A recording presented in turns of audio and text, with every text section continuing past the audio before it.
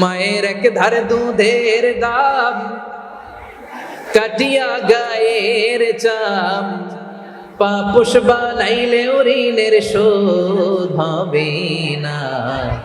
এমন দরদি ভাবে কেউ হবে না আমার মা গো। মায়ের এক ধারে দুধের দাম, কাটিয়া গায়ের চাম, পাপোশ বানাইলেও ঋণের শোধ হবে না। এমন দরদি ভাবে কেউ হবে না আমার মা গো। ঠিক কিনা? এই হাদিস থেকে আমাদের শিক্ষা হলো, আমার প্রতিবেশী যেই ধর্মের হোক আমি সম্পর্ক রাখবো। অসুস্থ হলে যাব, কি বলেন ভাইরা? যাবেন না? যাবেন না আপনারা? আচ্ছা, 2 নম্বর শিক্ষা হলো, বিষ্ণু ইসা ইসলামের খাদেম ছিল ইহুদি। এতদিন খেদমত করলো, একদিনও বিশ্বনবী ওরা কালিমার দাওয়াত দেয় নাই। কারণ কি? বিশ্বনবী একটা ভালো সময়ের অপেক্ষা করতেছিলেন, প্রপার টাইমিং। দাঈর কাজ হচ্ছে দাঈ ইলাল্লাহ, সে হচ্ছে সুযোগ সন্ধানী। দাঈ সুযোগ খোঁজে, কখন দাওয়াত দিলে ব্যাটে বলে হবে, ঝোপ বুঝে কোপ মারে। ঠিক কিনা বলেন?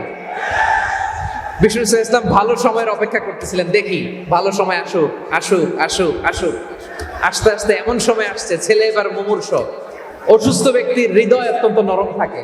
হসপিটালে যখন কেউ যায় তার হৃদয়টা বড্ড নরম থাকে, মৃত্যুর ভয়ে তার অন্তরটা নরম থাকে। ঠিক কিনা বলেন? এই প্রপার টাইমিং এর অপেক্ষা করতেছিলেন। যখনই টাইমিং পেয়েছেন, দাওয়াত দিলেন, পড়ো লা ইলাহা ইল্লাল্লাহ, সুবহানাল্লাহ পড়েন সবাই। তাহলে ইসলাম অমুসলিম প্রতিবেশীর সাথে ভালো আচরণ করতে বলে। ইসলাম অমুসলিম মাতা পিতার সাথেও ভালো আচরণ করতে বলে। মাতা পিতা যদি অমুসলিম হয়, তারা ফেলে দিতে পারবেন? পারবেন? আমার লালমনিরহাটের ভাইরা, অনেক হিন্দু ছেলে আমাদের হাতে শাহাদা পড়ে মুসলিম হয়, কিন্তু ওর মা মুসলমান হয় নাই, বাবাও হয় নাই। এরকম আছে না নাই? তো ও হয়েছে মুসলিম, মা বাপ হিন্দু, এখন মা বাপ কি বাদ? হ্যাঁ, মা বাপ বাদ দেয়া যাবে? যেই মা আপনারে 9 মাস 8 মাস পেটে ধারণ করলো, আপনার মায়ের নার ছেঁড়া ধন, আপনি ওই মারে বাদ দিতে পারবেন? যে মায়ের বুকের তাজা দুধ খেয়ে আপনি আজকে বাড়ন্ত তাজা তরতাজা, ওই মারে বাদ দেয়া যাবে? মায়ের এক ধারে দুধের দাম, কাটিয়া গায়ের চাম, পাপোশ বানাইলেও ঋণের শোধ হবে না। এমন দরদি ভাবে কেউ হবে না আমার মা গো। মায়ের এক ধারে দুধের দাম, কাটিয়া গায়ের চাম, পাপোশ বানাইলেও ঋণের শোধ হবে না। এমন দরদি ভাবে কেউ হবে না আমার মা গো। ঠিক কিনা? মাকে তো বাদ দেওয়া যায় না। وَقَضَى رَبُّكَ أَلَّا تَعْبُدُوا إِلَّا إِيَّاهُ وَبِالْوَالِدَيْنِ إِحْسَانًا। আল্লাহ বলে, অবধারিত 2টা ভার্ডিক্ট তোমাদের জন্য, এক আল্লাহর ইবাদত করবা আর মা বাবার প্রতি ইহসান করবা। আদেশটা কার? মা বাবার প্রতি ইহসান করতে হবে। আমার মা হিন্দু হোক, ভালো আচরণ করতে হবে, বৌদ্ধ হোক, ভালো আচরণ করতে হবে। আমার যে সমস্ত হিন্দু ভাইয়েরা মুসলিম হয়েছে, তোমাদের মা বাবা এখনো মুসলমান হয় নাই, তাদের সাথে ভালো আচরণ করতে হবে। আপনাদের খেদমত নিজে করতে হবে, অথবা খেদমতের ব্যবস্থা করাই দিতে হবে। মান্থলি যে খরচ লাগে এটা দিতে হবে। আরে তুমি এখন মুসলিম, তোমার মা বাবা হিন্দু, এখনই তো সুযোগ ইসলামের সৌন্দর্য দেখানো। এখন মা বাবা যদি দেখে, আরে এটা হিন্দু থাকতে তো বদমাইশ ছিল, বেয়াদব ছিল, কি এমন ধর্ম সে গ্রহণ করলো যেটা গ্রহণের সাথে সাথে সে পাল্টে গেল? কি এমন ধর্ম সে গ্রহণ করেছে যেটা তার জীবনকে আলোকিত করে দিয়েছে? নসিব ভালো হইলে তারাও কালিমা পড়ে মুসলমান হয়ে যাবে। বিষ্ণু ইসা ইসলামের স্ত্রীর নাম ছিল আয়েশা রাদিয়াল্লাহু তাআলা আনহা, আবু বকর রাদিয়াল্লাহু তাআলা আনহুর মেয়ে। আবু বকর রাদিয়াল্লাহু তাআলা আনহুর আরেক মেয়ের নাম হচ্ছে আসমা। কি নাম? দুজনেই আবু বকর রাদিয়াল্লাহু তাআলা আনহুর মেয়ে, আসমা আর আয়েশা। নাম দুইটা কেমন লাগে? আসমা নামটা কেমন লাগে? আয়েশা নামটা কেমন লাগে?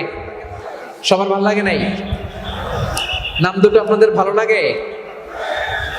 লালমনিরহাটে অনাগত যদি কন্যা সন্তান হয়, যদি মনে চায় আসমা রেখে দিতে পারবেন, যদি মনে চায় আয়েশা রেখে দিয়েন।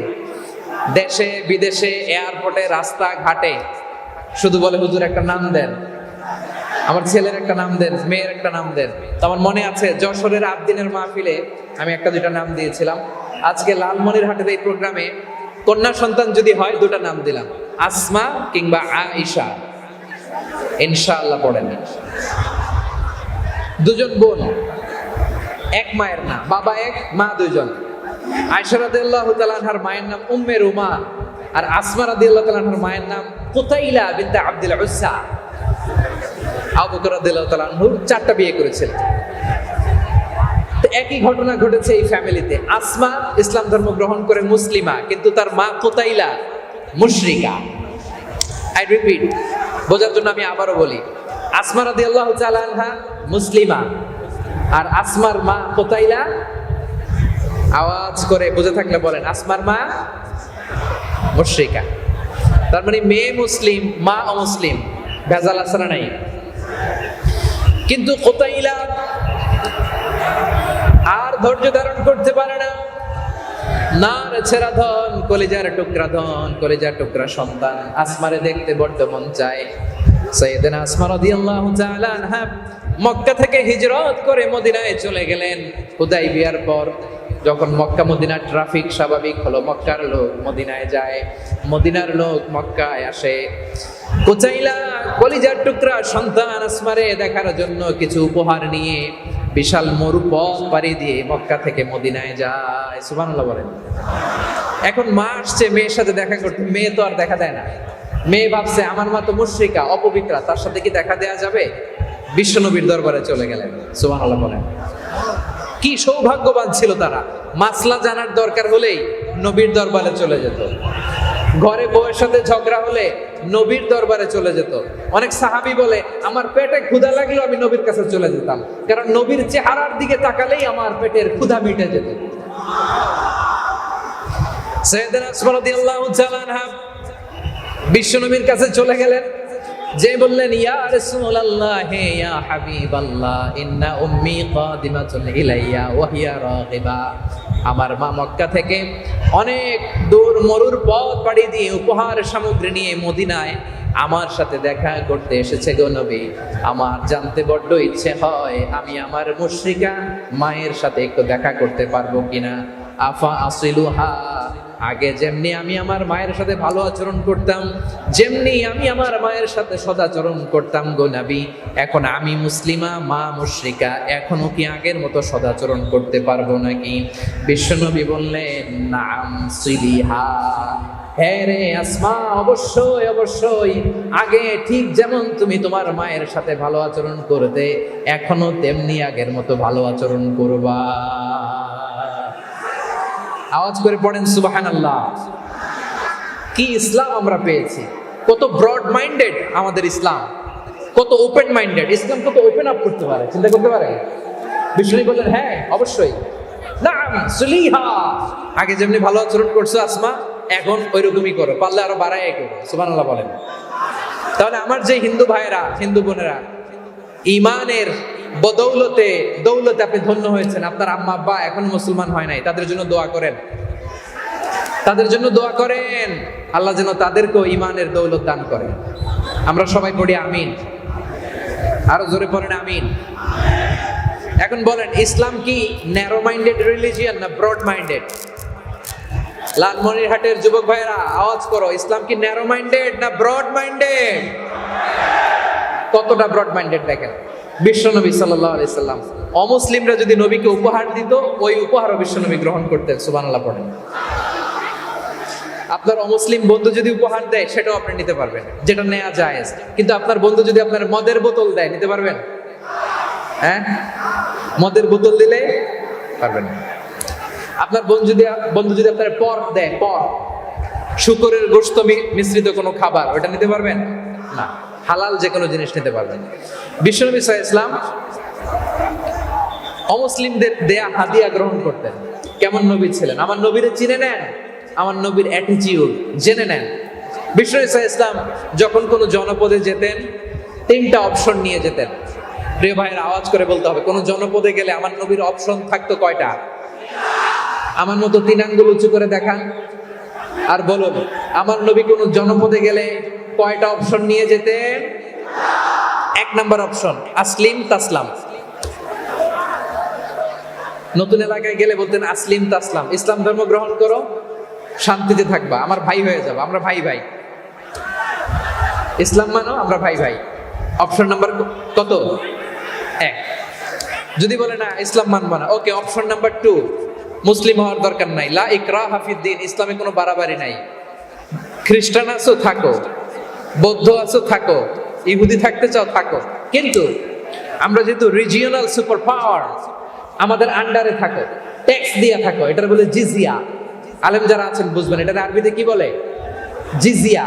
You pay us the tax, we will give you the security. তোমরা ট্যাক্স দিবা, আমরা সিকিউরিটি দিব, আমাদের আওতায় থাকবা, কেউ তোমাদেরকে আক্রমণ করতে পারবে না, আমরা নিরাপত্তা দিব। সুবহানাল্লাহ বলেন। এটা অপশন নাম্বার কত? আচ্ছা, বুঝে থাকলে বলেন 1 নাম্বার অপশন কি ছিল? ইসলাম। ইসলাম মানো, শান্তিতে থাকবা, ভাই ভাই, আমরা ভাই ভাই। অপশন নাম্বার 2, ট্যাক্স দাও, আমরা নিরাপত্তা দিব, মুসলিম হওয়া লাগবে না। এখন 1 নাম্বারও মানে না, 2 নাম্বারও মানে না, মুসলিম হবো না, ভালো, খ্রিস্টান থাকো, ট্যাক্স দাও, আমরা সিকিউরিটি দিব না, এটাও মানি না। বিষ্ণু বলেন, তাহলে তলোয়ার আমাদের আর তোমাদের মাঝে ফয়সালা করবে। মুসলিমও হবে না, ট্যাক্স দিবা, নিরাপত্তা দিব, আমরা সুপার পাওয়ার, আমাদের আন্ডারে থাকবে, এটাও না। তাহলে তোমাদেরকে তো আমরা বিশ্বাস করতে পারি না, কখন না কখন বিশ্বাসঘাতকতা করো, কার সাথে মিলে হাত মিলাও, তলোয়ার আমাদের মাঝে ফয়সালা করবে। তখন তিনি জিহাদের সশস্ত্র সংগ্রামের ঘোষণা দিতেন। সুবহানাল্লাহ পড়েন। দেখেন, পশ্চিমারা জেহাদকে এইভাবে চিত্রায়িত করে না। ওরা জেহাদ বলতে বোঝায় তলোয়ার, হাত কাটো, গলা কাটো না। জেহাদ সশস্ত্র সংগ্রাম 3 নম্বরে। অধিকাংশ ক্ষেত্রেই বিশ্বনবীর সুন্দর আচরণ দেখে, আরে আমার নবীর যে নুরানি চেহারা, অনেকে তো কেবল সিরেফ চেহারাটা দেখে কালিমা পড়ে মুসলমান হয়ে গিয়েছে। যারা মুসলিম হয় নাই, তারা তাদের ইসলামেই বলবৎ ছিল, ট্যাক্স দিয়ে ইসলামের আন্ডারে ছিল। যারা এটাও মানে নাই, ওইটাও মানে নাই, তাদের বিরুদ্ধে জিহাদ। বিষ্ণু ঈসা ইসলাম 7ম হিজরিতে যখন খায়বার বিজয়ের পরে ইসলাম রিজিওনাল সুপার পাওয়ার হিসেবে আত্মপ্রকাশ করলো, বিশ্বনবী চিঠি লিখলেন অন্যান্য সুপার পাওয়ারের কাছে, রাষ্ট্রীয় চিঠি লেখে এক রাষ্ট্রপ্রধান আরেক রাষ্ট্রপ্রধানের কাছে। ঠিক কিনা বলেন? জানেন না আপনারা, এই যে 24-এর ছাত্র নাগরিক অভ্যুত্থানে, এই অভ্যুত্থান যখন শুরু হয়, আমি তখন সাউথ আফ্রিকাতে, একটা স্ট্যাটাস দিয়েছিলাম, কোটা না হয় গোটা দেশ সংস্কার করা লাগবে। শুধু বাংলাদেশ নয়, সারা বিশ্বের বাংলা ভাষাভাষী লোকেরা এই আন্দোলনের সাথে সমর্থন তারা করেছে, এটাকে সাপোর্ট করেছে, তারা সমর্থন দিয়েছে। আমাদের ইউনাইটেড আরব আমিরাতের বাংলাদেশি ভাইয়েরা, তারা সেখানে রাস্তায় নেমে এসেছিল, জানেন? ওইখানে ডেমনস্ট্রেশন করা যায় না, সেখানকার সরকার তাদেরকে যাবজ্জীবন দিয়েছিল। তখন আমাদের এই যে প্রধান উপদেষ্টা ডক্টর মোহাম্মদ ইউনূস সরাসরি G2G বলে, এটারে G2G, government to government, G2G, উনি চিঠি লিখলেন যে তাদেরকে, ইউর হাইনেস, হে সম্মানিত আমির, আপনি আমার এই চিঠির কারণে আমার সম্মানে এই 53 জন বাংলাদেশিকে মাফ করে দেন। এই চিঠির বদৌলতে বেকসুর খালাস পেয়ে গিয়েছিল আমাদের ভাইরা। জানেন না এই ঘটনা আপনারা? তাহলে গভর্নমেন্ট টু গভর্নমেন্ট চিঠি দেওয়া হয়। 7ম হিজরিতে বিষ্ণু ঈসা ইসলাম সব সুপার পাওয়ারের কাছে চিঠি দিলেন, রোমান সম্রাটের কাছে, পারস্য অধিপতির কাছে, মিশরের অধিপতির কাছে, সবার কাছে চিঠি লিখলেন। চিঠির ভাষা ছিল এরকম, মিন মুহাম্মাদিন রাসূলিল্লাহ ইলা মুকাওকিস আযীমিল কিবত, মুহাম্মদ রাসূলুল্লাহর পক্ষ থেকে মিশরের বাদশার কাছে, আসলিম তাসলাম, ইসলাম মানো, শান্তিতে থাকবা, সালামুন আলা মান ইত্তাবাআল হুদা, শান্তি তার জন্য যে হেদায়েতের অনুসরণ করে। সুবহানাল্লাহ পড়েন। তো এই চিঠি অনেকে ভালোভাবে রিসিভ করেছে, অনেকে এই চিঠি পাওয়ার পরে নবীর কাছে আবার ইন রিটার্ন উপহার পাঠিয়েছে। কি পাঠিয়েছে? উপহার। মিশরের বাদশাহ মুকাওকিস, তিনি বিশ্বনবীকে বিশাল এক উপহারের ডালি পাঠিয়েছেন। মিশরের বাদশাহ মুকাওকিস ছিলেন ধর্মে খ্রিস্টান। লালমনিরহাটের ভাইরা আওয়াজ করে বলেন, মিশরের বাদশাহ ধর্মে কি ছিল? খ্রিস্টান কি উপহার দিয়েছিল আমার নবীকে শুনতে মনে চায়? আওয়াজ নাই লালমনিরহাটের গলায়, শুনতে মনে যায়? 1000 স্বর্ণ মুদ্রা, 1000 স্বর্ণ মুদ্রা। 2টা খ্রিস্টান দাসী, একজনের নাম মারিয়া বিনতে শামউন আল কিবতিয়া, আরেকজনের নাম সিরিন বিনতে শামউন আল কিবতিয়া। একজন খ্রিস্টান দাস 20 থান কাপড় জামা বানানোর জন্য, আমরা নবী যেন যা সেলাই করে জামা বানাতে পারে এজন্য 20 থান কাপড়, 20 থান ফাইন গার্মেন্ট, সুবহানাল্লাহ পড়বেন না? এরপরে একটা গাধা যেটার নাম ছিল উফাইর, আর একটা খচ্চর এটার নাম ছিল দুলদুল। খচ্চর চিনেন? গাধা আর ঘোড়ার ক্রসিং এ যে প্রাণীটা দুনিয়াতে আসে ওটার খচ্চর বলে। তো এই যে সুপার পাওয়ার, খ্রিস্টান বাদশার কাছে নবী চিঠি লিখলেন, ওই খ্রিস্টান বাদশা আমার নবীকে উপহার দিল।